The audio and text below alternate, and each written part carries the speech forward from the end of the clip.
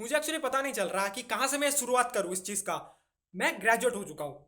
इस साल मेरी ग्रेजुएट की सर्टिफिकेट नहीं आई है क्योंकि मैं सप्ली मिला है, लेकिन मैं ग्रेजुएट हो चुका हूँ। अब मेरे घर वालों को लगता है कि ये बंदा जाएगा इंटरव्यू देने, हमें कॉमर्स दिलवाता। और कॉमर्स साधारणतः वही बंदे लेते हैं जिनके बाप के दुकान होते हैं या फिर जिनके बाप धंधे वाले होते हैं। मराठी मानुस होवे, पैसा पैसा होवे, तारपौर ना होवे। हमको नहीं मिला भाई, मुझे नहीं मिला, ठीक है। हमारे बाप ने हमको बोला कि जाओ बेटा, तुम ग्रेजुएट किए हो इस बार, बैकलॉग लगी है तुम्हारी, तो क्या हुआ, जाओ इंटरव्यू दे के आओ। हम इंटरव्यू देने गए। हमसे पूछा ही नहीं उस बंदे ने कि बेटा तुम्हारा नाम क्या है। हमें पहले लगा कि ये बंदा हमसे पूछेगा मुगल की हिस्ट्री बताओ, क्लास 10 में तो वही पढ़ते ना। हमें लगा ये बंदा हमें शायद फिजिक्स पूछेगा कि न्यूटन का थर्ड लॉ बताओ। मुझे लगा कि वो यूट्यूब में वीडियो दिखाते ना कि एक बंदे को भेज दिया एक पुल के पास और बोला छलाल लगाओ। हमें लगा ऐसा कुछ बोलेगा। वो बंदा हमें बिठा के पूछा चलो गुडविल के बारे में बताओ। अब तुम सोचो, तुम 10 साल मरवा के पढ़ रहे हो कि तुम उधर जाके कुछ दे सको, और तुम्हें क्या पूछते हो? ऑडिट।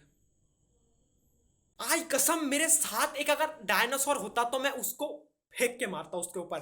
ग्रेजुएशन होने के बाद ना हमारी जिंदगी पूरी चेंज हो गई, चाहे हमें बैकलॉग क्यों ना आ गया हो। लेकिन पहले हमारे बाप हमको कुछ ऐसे तरह के दिखते हैं, हाँ बेटा पढ़ रहा है। अब हमें पता है हमारे बाप कैसे देखते हैं, बेटा नल्ला है तू, क्या है तू, लप्पूसा है तू। क्यों भाई? आपने कुछ ऐसा सिखाया हमें? हमें क्या किया, बीकॉम डालवा दिया। जो मुझे पढ़ना ही नहीं था बीकॉम में डलवा दिया। उधर बैठ के हम क्या करते पता है, खींचते हैं लाइन, नहीं हाँ लाइन खींचते हैं। वो जो बक्सा देखा तुमने मुर्गी का, वो जैसे ऐसे खींच खींच के लाइन बनाते ना, हम वैसा लाइन बनाते भाई। हमें सिखाया जाता है अकाउंट्स, जबकि हमारे ये देखो जेब, इस जेब में एक पैसा नहीं है, और उधर मैं 12 लाख की फाइनल अकाउंट कर रहा हूं। भगवान रहम करे हम पर। अच्छा उनके पास भी पैसा नहीं है, वाह। अब ग्रेजुएट होने के बाद हर बंदा कुछ ना कुछ काम करता है। जैसे मैं ट्यूशन पढ़ाने जाता हूँ, जिसके ऊपर मैं ऑलरेडी वीडियो बना चुका हूँ। वो मेरे साथ क्या बदतमीज, इतनी सुलूकात किए हमारे साथ, हमको लग रहा था कि ये बंदा जन्नत की जगह जहन्नुम में ले जाके इसके लिए अलग से तेल गरम करवाएंगे। कोई लोग जिम में जाता है, हमारा दोस्त लोग जिम में जाता है, हम क्या करते पता है, माँ की बाल्टी उठाते हैं। हाँ, हमारे पास और कोई काम धंधा है नहीं, हम माँ की बाल्टी उठा के छत से नीचे, नीचे से छत, छत से नीचे, नीचे से छत, और अगर बारिश आ गया तो 3 बार और ज्यादा हो जाता है।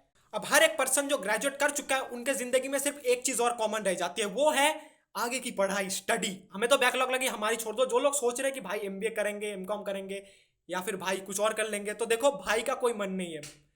क्योंकि भाई को पिछली बार जो हाथ में हरिकेन और पीछे डंडा दिया गया था ना,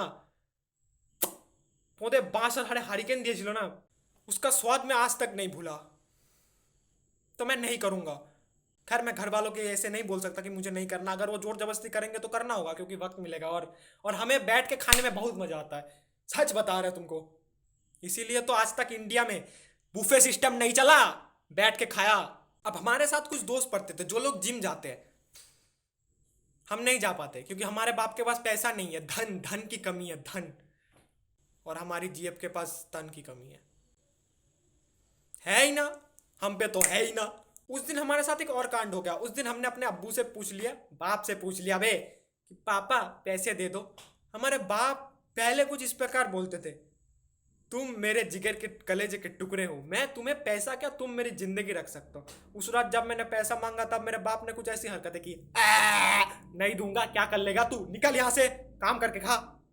उस दिन एक बंदा आके हमसे पूछता, भैया 10th पास कर गए हम, कॉमर्स ले ले। हमने एक शब्द में पूछा उससे कि बेटा तुम्हारे बाप के पास क्या धन है? उसने बोला नहीं। तो मैंने उसे गाली नहीं दिया, क्योंकि आजकल मैं गाली उनको देता हूं जो डिजर्विंग पर्सन होते हैं।